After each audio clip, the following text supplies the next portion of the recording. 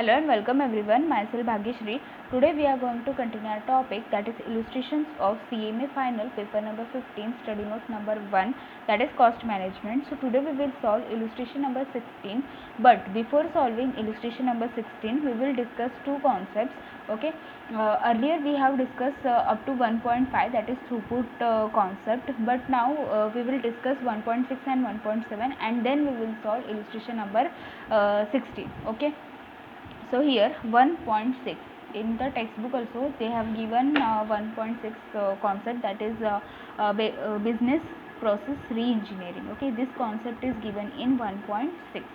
So what is business process re-engineering? Business process re-engineering refers to the fundamental rethinking and redesign of a business process to achieve the improvement in critical measures of performance such as a cost, quality, service, speed and customer satisfaction. Okay, so basically ये जो business process री engineering है वो क्या करता है कि कुछ रीथिंकिंग, फंडामेंटल रीथिंकिंग करने के लिए हम लोग को बोलता है, या फिर redesign of a business processes. हम लोग को जो बिज़नेस प्रोसेसेस हम लोग करते हैं या फिर यूज़ करते हैं उसमें कुछ ऐसे चेंजेस या फिर रीडिज़ाइन उसको करना है जिससे क्या होगा कि इम्प्रूवमेंट होगा, किस में, कॉस्ट में, क्वालिटी में, सर्विस में, स्पीड में एंड कस्टमर सेटिस्फेक्शन। सो इसको हम लोग क्या बोलते हैं, business process reengineering. So basically we have to redesign or else rethink about the business process to improve cost, quality, service, speed and customer satisfaction. Okay, so that is the business process re-engineering. Other information is given in detail in your textbook, so you can read it. Okay, जो बाकी का information है वो सब कुछ detail में हम लोग के स्टडी नोट में दिया हुआ है, तो हम लोग उधर से रीड कर सकते हैं। लेकिन एक जो एग्ज़ाम पॉइंट ऑफ व्यू से बेसिक इन्फॉर्मेशन हम लोग को चाहिए जो इजीली हम लोग याद कर सकेंगे, वो मैंने इधर प्रोवाइड करने की कोशिश की है। So this is 1.6। Now 1.7, that is back flush accounting. Okay, ये जो बैक फ्लश अकाउंटिंग होता है वो जीट के रिलेटेड ही होता है। So let's read, this system records the transaction only at the termination of the production and sale cycle. Okay, backflush is usually employed in parallel with JIT. Okay, so JIT system क्या होता है हम लोग ने already discuss किया हुआ है, तो वो JIT सिस्टम के पैरेलल में हम लोग को बैकफ्लश सिस्टम यूज़ करना रहता है। That is, there is no work in progress to consider, nor does work in progress materially fluctuate. Okay, so ये जो JIT कॉन्सेप्ट होता है, जस्ट इन टाइम, तो उसमें क्या होता है कि उसमें हम लोग को इन्वेंट्री कैरी नहीं करना है। जैसे ही रॉ मटेरियल आएगा वो पूरा का पूरा हम लोग प्रोडक्शन के लिए यूज़ करते हैं। ओके, सो उसी के साथ हम लोग ये बैकफ्लश अकाउंटिंग करते हैं। मतलब बैकफ्लश अकाउंटिंग में क्या होता है, पूरा कॉस्ट इनकर होने के बाद हम लोग बैक पीरियड में जाके उसका जो भी है वो एंट्रीज करते हैं। इसका क्वेश्चन करने के बाद शायद आपको इसकी क्लैरिटी अच्छे से हो पाएगी। सो ये जो मीनिंग है वो एग्ज़ाम पॉइंट ऑफ व्यू से मैंने दिया है, एक बेसिक मीनिंग आपको पता होना चाहिए इसके लिए। सो बेसिकली बैकफ्लश अकाउंटिंग सिस्टम क्या करता है, वो जीट के साथ हम लोग उसको रिकॉर्ड करते हैं, वो पैरेलल यूज़ किया जाता है जीट के साथ, जिसमें वर्क इन प्रोग्रेस नहीं होता है। ओके, जिसके एंट्रीज में आप लोग को वर्क इन प्रोग्रेस नहीं दिखेगा। There will be no work in progress in case of JIT and backflush accounting, और वो अफेक्ट भी नहीं करता है। Okay, work in progress affect नहीं करता है। और ये जो बैकफ्लश अकाउंटिंग होता है उसमें जो भी रॉ मटेरियल है वो स्टोर में भेजा नहीं जाता। नॉर्मली जो ट्रेडिशनल टेक्निक होता है या फिर ट्रेडिशनल एंट्रीज हम लोग करते हैं, उसमें क्या होता है कि first of all raw material आता है, फिर वो WIP में जाता है, फिर वो फिनिश गुड्स में जाता है, फिर उसका कॉस्ट ऑफ गुड्स सोल्ड होता है और फिर सेल। वो सब प्रोसेस हम लोग करके जर्नल एंट्रीज करते हैं। जो control accounts, cost control accounts, ये जो टॉपिक है उसमें हम लोग ने देखा हुआ है। But in case of backflush accounting ऐसा कुछ नहीं होता है। इसमें WIP ये जो स्टेप होता है वो स्किप किया जाता है और डायरेक्टली हम लोग का रॉ मटेरियल, देन कन्वर्जन होता है उसका, और फिर finish goods and then cost of goods sold. Journal entry करने के बाद आपको क्लैरिटी हो जाएगी। Okay, so in the traditional system, raw material we will put for the production, then raw material goes to the WIP, then it goes to the finished goods, and then it goes to the cost of goods sold, and then last sales entries are made in the traditional system, but in case of black flush accounting there is a skipping of फिर cancellation of WIP. Okay, so black flush accounting में WIP का ये जो step होता है या फिर WIP जो होता है वो स्किप होता है, वो नहीं होता है इसमें. Okay, so 1.6 and 1.7 explanation is completed. Now we will solve illustration number 16. Okay, Dandy Limited follows JIT system. It had following transactions in May 2015. So first of all, raw material purchase, that is 2 lakh, direct labor cost incurred 36,000, actual overhead cost is 3 lakhs, conversion cost applied, that is 3 lakh 16,000. All materials that were purchased were placed into the production. Okay, so basically इधर अगर jet system है तो जो भी raw material हम लोग purchase करेंगे वो डायरेक्टली जाएगा प्रोडक्शन में. सो इधर कुछ भी हम लोग स्टोर नहीं करते. ओके, सो वही इधर पता है. So directly all the materials will go directly to the production. So there will be no stock of material. Okay, and production was also completed and the sold during the month. Okay, the difference between actual and applied cost is computed. Okay, see, ये तो हम लोग को इधर ही question में ही समझेगा. सी, applied cost कितना है 3,16,000. ओके, और जो एक्चुअल कॉस्ट इनकर्ड हुआ है वो हम लोग को इधर ही मिला है. ओके, हम लोग को कितना एक्चुअल कॉस्ट इनकर्ड हुआ है. See, actual overhead cost that is 3 lakh and direct labour is 36,000. So total is 3,36,000.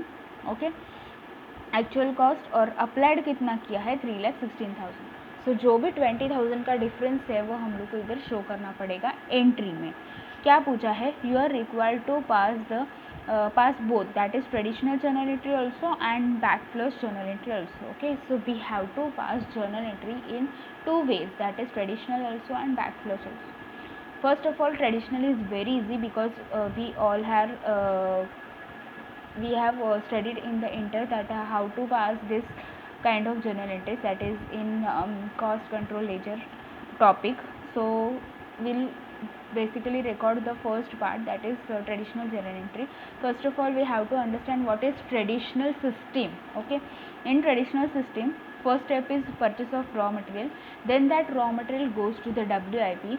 There is a process takes place, and after WIP it is converted into finished goods. Okay, and after finished goods that is ready to sell, so it goes to the cost of goods sold and then sales. Okay, but sales information is not given in the question. We will just pass entry up to cost of goods sold. So for traditional part, we have to follow the steps, that is raw material, then WIP, then finished goods, then cost of goods sold. Okay, if you are properly get this part, then only you can understand properly that backflush accounting entries. Okay, so first of all we have to concentrate on traditional system. Okay, first transaction is raw material were purchased. That's very simple. Raw material is purchased, so raw material is coming in, so material account debit to account payables. This is the first entry. Okay, so we'll just pass material. This is the traditional part. Materials account debit to account payables. Okay, to account payables. Amount is 2 lakh. Amount is 2 lakh. Okay, being it is very simple, which is given in the question. We have to just write that narration. Being raw materials were purchased. Okay, so we have completed first entry. Now this raw material, okay, this raw material will go to the production. It means it will go to the WIP. ये जो raw material purchase किया है वो next process में जाएगा या फिर next step में जाएगा, किधर, WIP में जाएगा. ओके, सो WIP में जाएगा, सो WIP डेबिट हो जाएगा. WIP account debit to raw material is going out, so to materials account. Okay, so इधर हम लोग का मटेरियल अकाउंट क्लोज हो जाएगा क्योंकि अर्लियर वो डेबिट हुआ था और अभी वो क्रेडिट हो चुका है, सो मटेरियल अकाउंट क्लोज हो गया. Being materials issued to production, material जो भी था वो प्रोडक्शन के लिए हम लोग ने इशू किया है। ओके, नेक्स्ट, अभी मटेरियल का ये जो पार्ट है वो तो पूरा कंप्लीट हो चुका है। अभी नेक्स्ट क्या है, डायरेक्ट लेबर इनकर। सो डायरेक्ट लेबर हम लोग का इनकर हुआ है। अभी डायरेक्ट लेबर हम लोग किस लिए करते हैं, हम लोग प्रोडक्शन के लिए करते हैं। सो ये भी सीधा जाएगा WIP में। ओके, चाहिए तो हम लोग एक एंट्री करके जा सकते हैं। For example, first of all direct labour cost account debit to account payable, लेकिन वो करने की वैसे ज़रूरत नहीं है। हम लोग को फोकस करना है ये जो raw material, WIP, finish goods and cost of goods sold, ये जो मेन स्टेप्स है उसके ऊपर। सो हम लोग डायरेक्टली ये जो डायरेक्ट लेबर है उसको भेजेंगे WIP में। सो WIP में जा रहा है डायरेक्ट लेबर या फिर डायरेक्ट वेजेस, तो WIP रिसीव करेगा। सो WIP में जा रहा है। सो WIP अकाउंट डेबिट टू क्या जा रहा है, direct wages. So direct wages या फिर direct labour what ever account. Okay, कितना है, 36,000। Okay, narration is being direct labour cost incurred, direct labor cost incurred. Okay, so after direct labor, okay, we will read the next, that is actual overhead cost, that is 3 lakh. so actual overhead cost हम लोग का कितना हुआ, 3 lakhs. सो ये इसका हम लोग को एंट्री करना है कि हम लोग का एक्चुअल ओवरहेड इतना इतना इनकर हुआ है. So entry for that, see overhead control account debit, okay, to account payables, क्योंकि वो भी पे करना पड़ेगा. अकाउंट पेएबल्स दैट इज कितना हुआ हम लोग का overhead, 3 lakhs. Okay, being overhead cost incurred. Okay, so इधर तक तो हम लोग का हो गया. अभी क्या है ना कि ये जो ओवरहेड हुआ है वो भी हम लोग को WIP में डालना पड़ेगा. Okay, we have to transfer this overhead into WIP for production purpose. Okay, अभी WIP में डालेंगे तो एंट्री क्या आएगा, WIP account debit. Okay, WIP account debit to overhead control account. WIP account debit to overhead control account. Okay, लेकिन ये जो 3 lakhs है वो हम लोग पूरा का पूरा नहीं डाल सकते. ओके, 3 lakhs हम लोग पूरा का पूरा नहीं डाल सकते because of this difference. See the difference between actual and applied cost, ये जो डिफरेंस है इसकी वजह से हम लोग 3 lakh टोटली नहीं इनकर कर सकते या फिर टोटली ट्रांसफ़र नहीं कर सकते WIP में. सी अभी तक हम लोग का जो कॉस्ट, सी इधर क्या बोला है कि कन्वर्जन कॉस्ट अप्लाइड, मतलब इतना हम लोग का अप्लाइड हो चुका है, 3,16,000. ओके, 3,16,000 हम लोग का इनकर हो चुका है. लेकिन हम लोग का जो एक्चुअल कॉस्ट है वो कितना हुआ है, हम लोग का एक्चुअल कॉस्ट, सी ये जो 3 lakhs है वो प्लस हम लोग का जो डायरेक्ट वेजेस है वो टोटल कॉस्ट कितना हुआ है हम लोग का, मटेरियल को छोड़ के हम लोग सिर्फ ओवरहेड देख रहे हैं. सो 3 lakh का overhead plus wages that is 36,000. सो इतना कॉस्ट एक्चुअली इनकर्ड हुआ है. लेकिन अप्लाइड कितना हुआ है, that is 3,16,000 which is given in the question. So difference is 20,000. Okay, so difference is 20,000. वो डिफरेंस माइनस करके हम लोग को इधर WIP में ओवरहेड पुट करना है. सो 3 lakh minus that 20,000 difference. So amount is 2,80,000. Amount is 2,80,000. बाद में मैं आपको WIP का एक छोटा सा रफ में एक लेजर प्रिपेयर करके आपको ये शो करूँगी कैसे हुआ है. ओके, फिलहाल आप लोग ये एंट्री ध्यान में रखो कि अमाउंट कैसे आया. ओके, तो ये एंट्री हम लोग का हो गया. ओके, बीइंग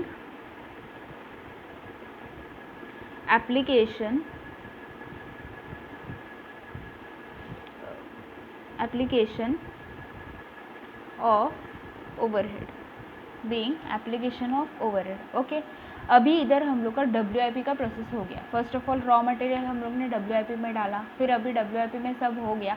अभी WIP का जो भी रहेगा प्रोडक्शन का जो पार्ट, वो कन्वर्ट होगा फिनिश गुड्स में। तो अभी हमारे पास क्या आएगा, अभी हमारे पास फिनिश गुड्स आएगा। सो हम लोग एंट्री क्या करेंगे, finish goods account debit, finish goods account debit to, किधर से बनता है फिनिश गुड्स, WIP में से, finish goods account debit to WIP। Okay, finish goods account debit to WIP, ऐसा हम लोग का एंट्री आएगा। ओके, सो अभी फिनिश गुड्स हम लोग का बना, तो कन्वर्जन कॉस्ट कितना आया, 3,16,000, राइट। इतना हम लोग का कन्वर्जन कॉस्ट अप्लाइड हुआ है, प्लस हम लोग का मटेरियल। ओके, प्लस हम लोग का मटेरियल, तो टोटल फिनिश गुड्स का कॉस्ट कितना आएगा, 5,16,000। सो फिनिश गुड्स कितना आया, 5,16,000, 5,16,000। ओके, नरेशन बीइंग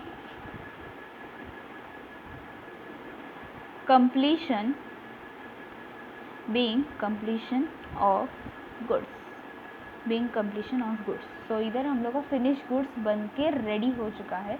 अभी फिनिश गुड्स होने के बाद जो नेक्स्ट स्टेप होता है वो होता है cost of goods sold. Okay, so finish goods का जो भी अमाउंट है वो हम लोग को ट्रांसफ़र करना है कॉस्ट ऑफ गुड्स सोल्ड में। सो कॉस्ट ऑफ गुड्स सोल्ड, मैं शॉर्ट में लिख रही हूँ क्योंकि वीडियो बहुत लंबा हो जाएगा। Cost of goods sold account debit to, किधर से आया, फिनिश गुड्स से, टू फिनिश गुड्स अकाउंट। जितना अमाउंट है वो पूरा ट्रांसफ़र करेंगे, 5,16,000। So we are transferring the entire amount, that is 5,16,000। Narration being cost of finish goods sold is transferred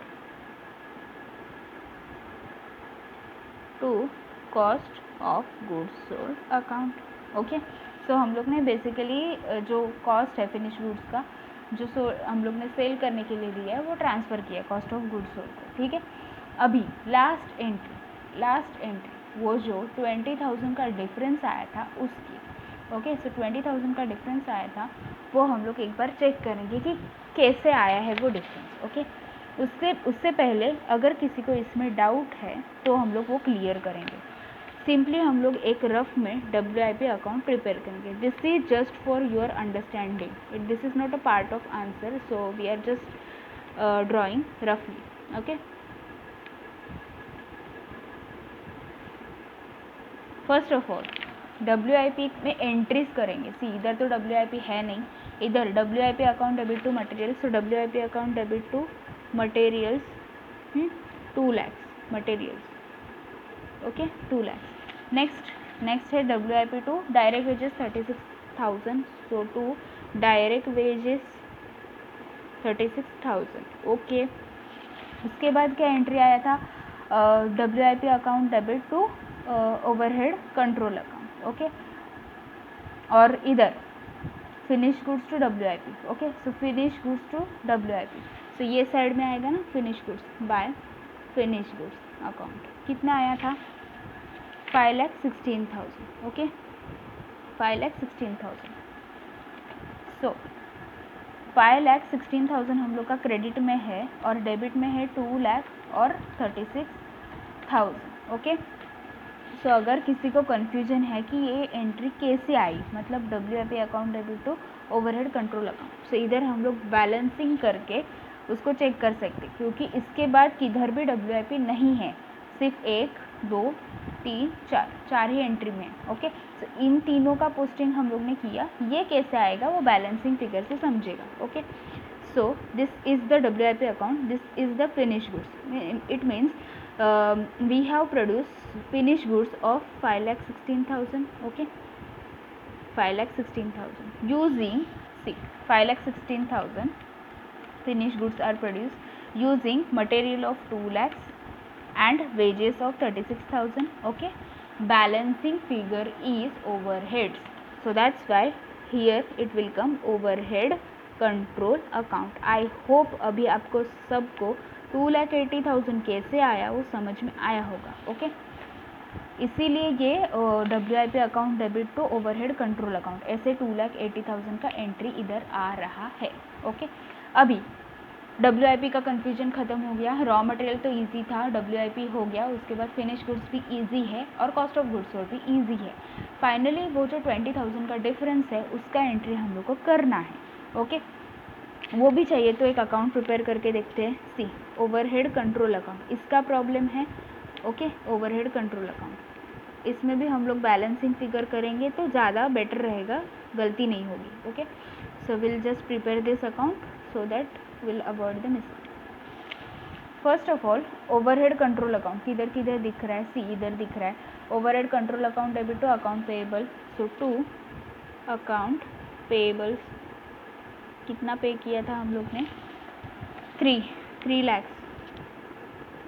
okay, उसके बाद ओवरहेड कंट्रोल अकाउंट इधर दिख रहा है WIP में, सो WIP वो साइड जाएगा, WIP account debit to overhead control account 2,80,000। Okay, अभी और किधर भी हम लोग को ओवरहेड कंट्रोल अकाउंट नहीं दिख रहा है, we are not getting overhead control account in the next entries, so will just balance it, close this account,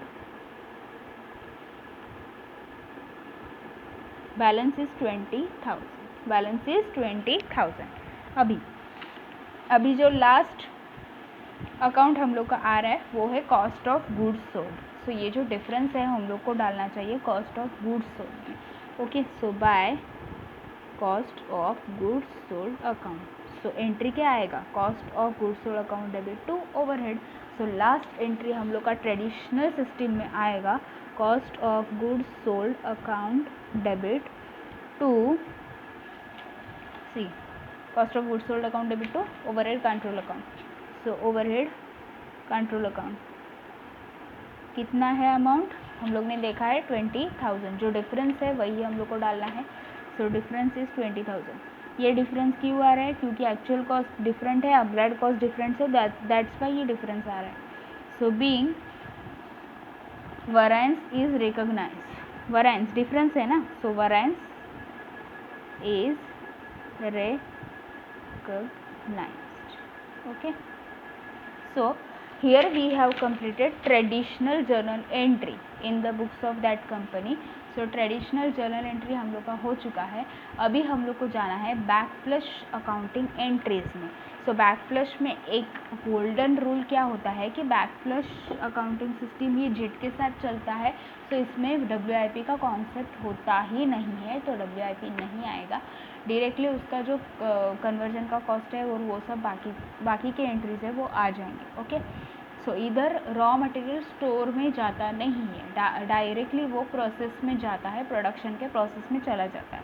okay, so step by step हम लोग एंट्रीज करेंगे। So first of all raw material purchase that is 2 lakhs। Okay, so basically हम लोग का entry कैसे आता है कि रॉ मटेरियल हम लोग स्टोर में भेजते हैं तो स्टोर लेजर कंट्रोल अकाउंट, ऐसे एक प्रॉपर एंट्री आता है हम लोग का जो कंट्रोल अकाउंट्स का टॉपिक है उसमें। लेकिन अभी हम लोग क्या कर रहे हैं, बैक फ्लश एंट्री कर रहे हैं। सो बैक फ्लश में डायरेक्टली प्रोडक्शन के प्रोसेस में जाता है, so raw material in process account ऐसे लिखना पड़ेगा। Okay, so first entry see we are doing backflush entries, so that's why raw material directly go to the production process, so that's why we are writing raw material in process account. Okay, so raw material in process account debit, okay, to account payables, वो तो same ही आएगा, account payables amount is given 2 lakhs, so we'll write 2 lakhs. Next narration being purchase of raw material, that is very simple, purchase of raw material. Okay, second, okay, now second entry, basically इधर क्या हुआ था, raw material हम लोग ने पहले purchase किया, उसके बाद उसको WIP में भेज दिया, ये सब किया था। लेकिन अभी हम लोग बैक फ्लश में है, तो बैक फ्लश में तो डायरेक्टली वो प्रोसेस में चला गया, राइट। अभी रॉ मटेरियल का कंप्लीट होने के बाद हम लोग गए थे WIP में, लेकिन बैक फ्लश में तो WIP होता ही नहीं है, सो डायरेक्टली हम लोग को जाना पड़ेगा कन्वर्जन कॉस्ट के ऊपर। Okay, so here in traditional system earlier, first of all we did entry of material purchase, then that material went to the WIP process, but now we are doing backflash accounting, so directly it will go to the process. So that's why we have written raw material in process. Okay, so here raw material step is completed. Now next is, in traditional there was a step of WIP or entries of WIP, but we are doing now backflash, so there is no concept of WIP. Directly we have to record conversion cost. Okay, so conversion cost we are recording. See, conversion cost account debit. Okay, conversion cost account debit. अभी conversion cost applied दिया है 3,16,000, लेकिन हम लोग को applied नहीं देखना है, हम लोग को पहले एक्चुअल देखना है, बाद में हम लोग अप्लाइड के ऊपर जाएंगे. ओके, सो कन्वर्जन कॉस्ट जो है वो एक्चुअल कितना है. Actual conversion cost incurred is see, actual overhead 3 lakh and direct labour is 36,000. So actual cost is 3,36,000. So we have to consider that. So conversion cost account 3,36,000. Okay, 2 इसमें क्या क्या है, इसमें है direct wages account that is 36,000. Okay, direct wages account that is 36,000 and other is overhead. Okay, so overhead control account. Okay, we can write here account payable also, because सी ये जो traditional entry है उसमें हम लोग ने कैसे किया था, ओवरहेड कंट्रोल अकाउंट को डेबिट करके अकाउंट पेएबल को क्रेडिट किया था, उसके बाद वो WIP में डाला था. तो डायरेक्टली हम लोग इसको WIP में डाल सकते हैं, ऐसा कुछ भी नहीं है कि अकाउंट पेएबल लिखना ही है. Okay, so we can directly write here overhead control account also. Okay, so conversion cost में क्या क्या है वो बेसिकली हम लोग को शो करना है. तो फर्स्ट ऑफ ऑल है डायरेक्ट वेजेस, उसमें 36,000 का, और उसमें क्या है ओवरहेड्स है. ओके, ओवरहेड्स कंट्रोल अकाउंट, कितना ओवरहेड्स है उसमें इनकर्ड किया हुआ ओवरहेड्स है 3 लाख. सो टोटल कॉस्ट कितना हुआ 3,36,000. सो 3 lakh. Narration being, okay, narration is being overhead cost incurred. Okay, overhead cost incurred. हम लोग का जो बुक का आंसर है उसमें उन्होंने इधर अकाउंट्स पेएबल लिखा है, so don't confuse due to that. Account payable लिखा तो भी सही है क्योंकि वो पे ही करना है, लेकिन हम लोग ने इधर शो किया कि एग्जैक्टली कौन सा कॉस्ट है उसमें, सो दैट्स वाई हम लोग ने इधर ओवरहेड कंट्रोल अकाउंट लिखा है. नो प्रॉब्लम, कोई भी आपको चाहिए तो कैसे भी आप लिख सकते हो. ओके, सो ये इधर तक हम लोग का हो गया. अभी next that is third entry. अभी कन्वर्जन वगैरह सब कुछ होने के बाद क्या बनता है, कन्वर्जन होने के बाद बनता है finish goods. Okay, so finish goods account debit. Okay, finish goods account debit. So ये जो फिनिश गुड्स है उसमें क्या क्या है, ये जो फिनिश गुड्स है मतलब ये फिनिश गुड्स बनाने के लिए हम लोग को क्या क्या लगा, हम लोग को लगा मटेरियल. ओके, मटेरियल अकाउंट, कितने का मटेरियल लगा था 2 लाख का. ओके, और हम लोग ने कॉस्ट कितना अप्लाइड किया है, कन्वर्जन कॉस्ट हम लोग ने कितना अप्लाइड किया है. सी, कन्वर्जन कॉस्ट ये तो एक्चुअल है लेकिन हम लोग को अप्लाइड चाहिए तभी तो डिफरेंस समझेगा ना. सो हम लोग का जो अप्लाइड है, सी कन्वर्जन कॉस्ट हम लोग का अप्लाइड कितना है 3,16,000. ओके, सो 3,16,000. सो टोटल हम लोग का फिनिश गुड्स कितने का बन गया 5,16,000. आई होप आपको ये क्लियर हुआ होगा. ये जो बुक का आंसर है इसमें कुछ मिस्टेक्स लग रहा है तो मैं हम लोग डिस्कस करेंगे उसको भी. फर्स्ट ऑफ ऑल इसका नरेशन लिखते हैं, बीइंग कंप्लीशन ऑफ गुड्स. सो इधर हम लोग का बेसिकली फिनिश गुड्स बन के रेडी हो गया है. ओके, सो ये होने के बाद अभी नेक्स्ट एंट्री आएगा. अभी फिनिश गुड्स तो हो गया, फिनिश गुड्स होने के बाद तो सिंपल एंट्री हम लोग का कॉस्ट ऑफ गुड्स सोल्ड का. So cost of goods sold account debit to finish goods account. कितना है जो है वो पूरा आएगा ना, 5,16,000, so we'll directly record 5,16,000 because we are just transferring. This is transfer entry. Being cost of finished goods sold, cost of finished goods sold is transferred. Okay, so here we have recorded cost of goods sold entry. Okay, now last entry we have to record. Last entry, that is fifth entry. Okay, fifth entry. So इसमें हम लोग को वो जो difference है वो हम लोग को रिकॉर्ड करना है. ओके, कौन सा difference? See, conversion cost was debited by 3,36,000 and here it is credited by 3,16,000. okay, so there is a more debit of 20,000. See, conversion cost को हम लोग ने डेबिट किया था 3,36,000 से और उसको क्रेडिट किया 3,16,000 से. सो डेबिट अभी भी ज़्यादा है 20,000 से, तो उसको क्रेडिट करके हम लोग कैंसिल कर सकते हैं. सो इधर आएगा cost of goods sold account debit to conversion cost account. Okay, 20,000. Okay, being variance is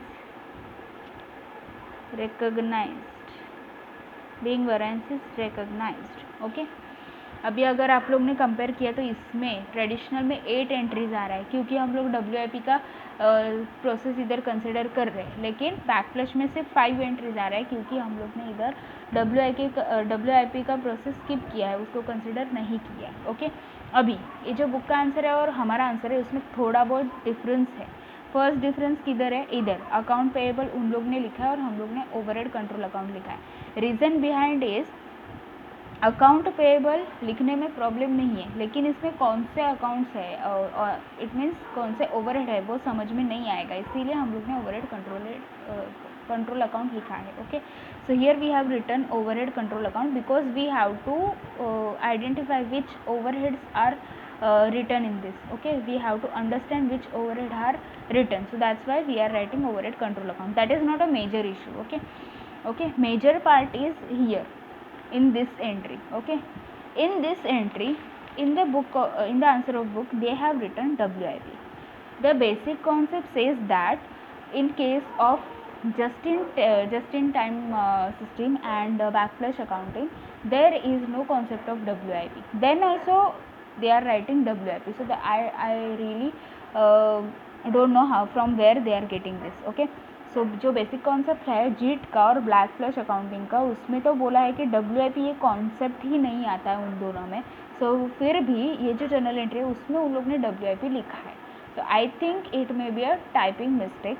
okay, so conceptually अगर देखा तो क्या होगा? सी, कन्वर्जन कॉस्ट इतना था, राइट. फिनिश गुड्स बनाते समय हम लोग ने क्या किया? मटेरियल इतना यूज़ किया और कन्वर्जन कॉस्ट अप्लाइड कितना किया है? इतना, राइट. इसीलिए हम लोग ने कन्वर्जन कॉस्ट लिखा है. इधर हम लोग WIP अकॉर्डिंग टू मी तो नहीं लिख सकते, मेरे हिसाब से तो नहीं लिख सकते क्योंकि WIP का कॉन्सेप्ट ही नहीं होता है बैकफ्लश में और जस्ट इन में. सो दैट्स वाई हम लोग ने इधर कन्वर्जन कॉस्ट कितना अप्लाई हुआ है वो जस्ट लिखा है, राइट. सो उसकी वजह से फिनिश गुड्स का अमाउंट हम लोग को मिला. सिर्फ ये तो एंट्री इजी है क्योंकि फिनिश गुड्स का ट्रांसफ़र हुआ कॉस्ट ऑफ गुड्स सोल्ड को. और लास्ट एंट्री जो है उसमें भी उन्होंने लिखा है ओवरहेड कंट्रोल अकाउंट 20,000. ओके, अभी डिफरेंस हम लोग का किधर आ रहा है? सी, कन्वर्जन कॉस्ट हम लोग ने डेबिट किया था इतना, कन्वर्जन कॉस्ट हम लोग ने क्रेडिट किया था इतना. सो डिफरेंस किस में आ रहा है? कन्वर्जन कॉस्ट में ही आ रहा है. सो दैट्स वाई हम लोग ने कन्वर्जन कॉस्ट इधर लिखा हुआ है. Okay, we are getting difference in conversion cost account, so that's why we are writing off that difference by crediting the conversion cost account by 20,000. So that's why we have credited this entry by conversion cost account 20,000. In the book they have credited overhead control account, so don't confuse due to that, just go logically. Okay, I have tried to explain you all this entry in detail. Okay, so here we have completed illustration number 16. If you found this video helpful, then please like the video, do share with your friends, subscribe my channel and press the bell icon to get more updates, and please check my channel's playlist to get more videos on various topics. Thanks for watching, friends.